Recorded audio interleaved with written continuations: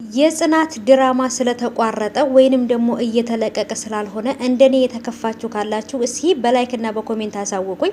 ምክንያቱም የአቶ ተስፋዬን መጨረሻ የናሆምን የጽናትን አባት ሁሉን ነገር መጨረሻውን ሳናይ መሀል ላይ መቋረጥ አለበት ብዬ አላስብም። ተቋርጦ ይሁን ወይንም ደግሞ የተፈጠረ ነገር አለ እስካሁን ድረስ ምንም የሰጡት ነገር የለም። አሁን ላይ የተለያዩ ድራማዎች ይጀመራሉ፣ መጨረሻቸውን ሳናይ ያልቃል። በጣም ነው የሚያስጠላው።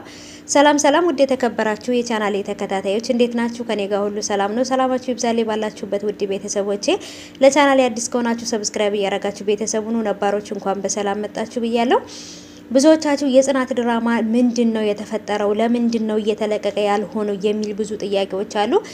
ምክንያቱም እኔም ራሴ የሚጠይቀው ጥያቄ ነው ማለት ነው ለነሱ። ምክንያቱም ይሄ ምንድነው በጣም ግራ የሚያጋባ ነገር ነው ማለት ነው። ምክንያቱም ያለው ነገር የሆነ ድራማ ይጀመራል፣ ልክ ሳያልቅ ደግሞ ወይ መጨረሻውን ሳናየው ይቋረጣል። እንደዛ የሆነ ከሆነ በጣም ነው የሚያስጠላው። ምክንያቱም ናሆምና ጽናት አንድ ላይ ሆኖ ተጋብተው የጽናትም አባት ተሽሎት ድኖ ተነስቶ ምናምን በቃ የበፊቱን ንብረቱን አግኝቶ በቃ የተሻለ ህይወት እየኖሩ ምናምን አቶ ተስፋዬም ደግሞ ባለፉበት ገንዘብ እንደዚህ እየተመጻደቁ መጠጥ ቤት ለመጠጥ ቤት እየተጃጃሉ ያሉበትን ነገር ላይ ትተው ወደ በፊቱ ኑሯቸው ተመልሰው ምናምን ጽናትም የአባቷን ድርጅት እያስተዳደረች በቃ እና ማለቅ የነበረበት እዚህ ላይ አልነበረም፣ መቋረጥ የነበረበት በጣም ብዙ ነገር ክፍል ይቀረዋል ማለት ነው። ምክንያቱም ጽናትና አባቷ እንደዚህ እንደሆኑ አቶ ተስፋዬም እንደዚህ እንደሆነ ጽናትና ናሆሜም እንደዚህ እንደሆኑ እንደዚህ አልነበረም ማለቅ የነበረበትና ብቻ እስቲ የተከፋችሁ እስቲ ኮሜንት አድርጉልኝ።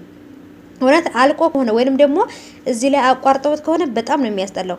የኢትዮጵያን ድራማ ማየት ሊያስጠላኝ ነው እኔ ማለት ነው። ምክንያቱም እንጀምረዋለን ጓጉቶን በምናይበት ሰዓት ላይ በወደድነው ሰዓት ላይ ያቋርጡታል። ምንድነው አልገባኝም። ይሄ የሁላችንም ጥያቄ ነው።